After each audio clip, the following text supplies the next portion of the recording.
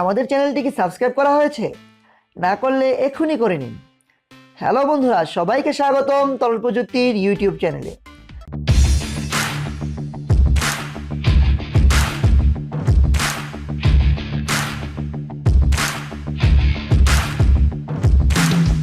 আপনি Xiaomi নামের এই স্মার্টফোন ব্র্যান্ডটির নাম শুনেননি? এটা প্রায় অসম্ভব একটি ব্যাপার। গ্লোবাল স্মার্টফোন মার্কেট হিসাবে Xiaomi পৃথিবীর চতুর্থ বড় স্মার্টফোন ম্যানুফ্যাকচারার।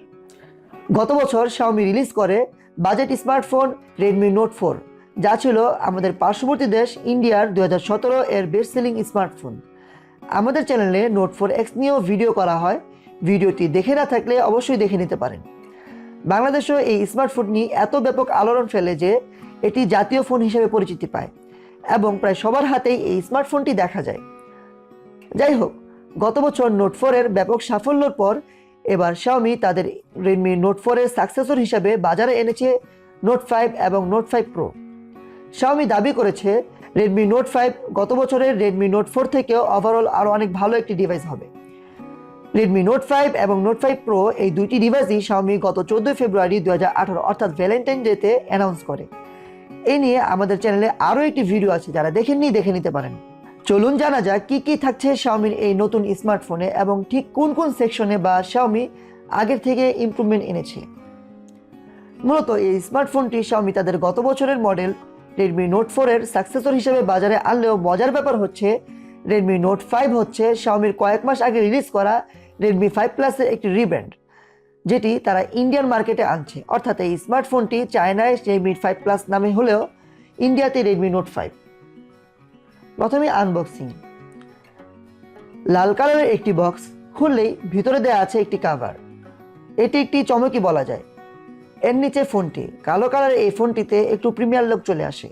এছাড়াও সিম পিন, চার্জার ও কেবল থাকছে যথারীতি বাক্সটিতে। তারপর আলোচনা করা যাক ডিজাইন ও ডিউরেবিলিটি নিয়ে।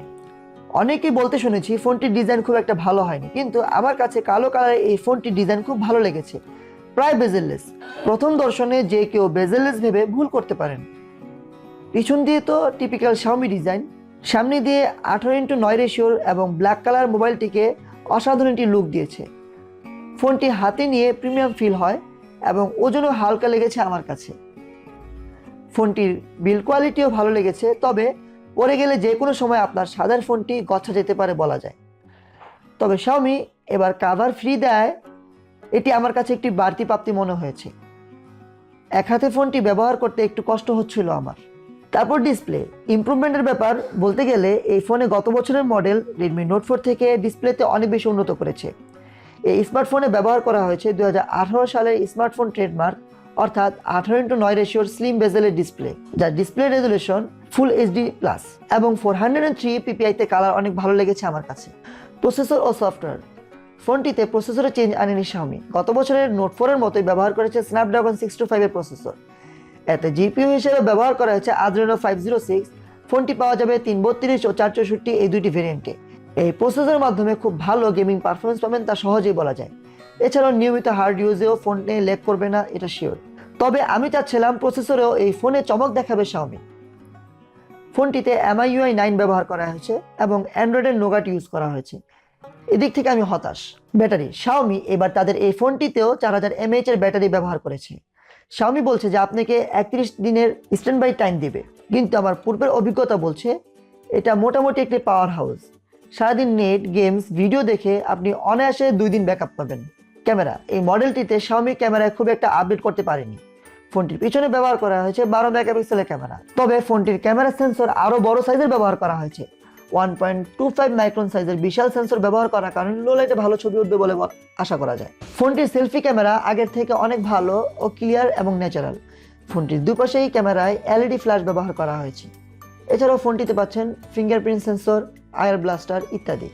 ফোনটির দাম 15,000 থেকে 18,000 টাকা। ফোনটি 2-3 মাসের মাঝেই ফোনটির দাম আরও অনেক কমে যাবে গত বছরের Note 4 এর মতো। ফোনটি সম্পর্কে আমার মতামত হলো ফোনটি ডিসপ্লেতে খুব উন্নত করলেও এছাড়া প্রসেসর, ব্যাটারি আগের Note 4X এর মতোই। তবে ক্যামেরাও কিছু পরিবর্তন আনার কারণে ফোনটি আমি নিতেই বলবো। এই ফোনটি সম্পর্কে আমি আগে একটি মতামত ভিডিও বানিয়েছিলাম, দেখে নিতে পারেন। ফোনটি আমাদেরকে রিভিউ করতে দিয়েছে RJ কমিউনিকেশন। বিস্তারিত জানতে আমাদের পেজে লাইক দিয়ে আমাদের গ্রুপে জয়েন করতে পারেন। বন্ধুরা, এমন সব আকর্ষণীয় ভিডিও পেতে অবশ্যই লাইক, কমেন্ট এবং সাবস্ক্রাইবের মাধ্যমে তরল প্রযুক্তির পাশেই থাকুন। আর আমরাও থাকবো আপনাদের পাশে এমন আরও অনেক আকর্ষণীয় ভিডিও নিয়ে। তরল প্রযুক্তি, প্রযুক্তি যেখানে পানির মতো সহজ।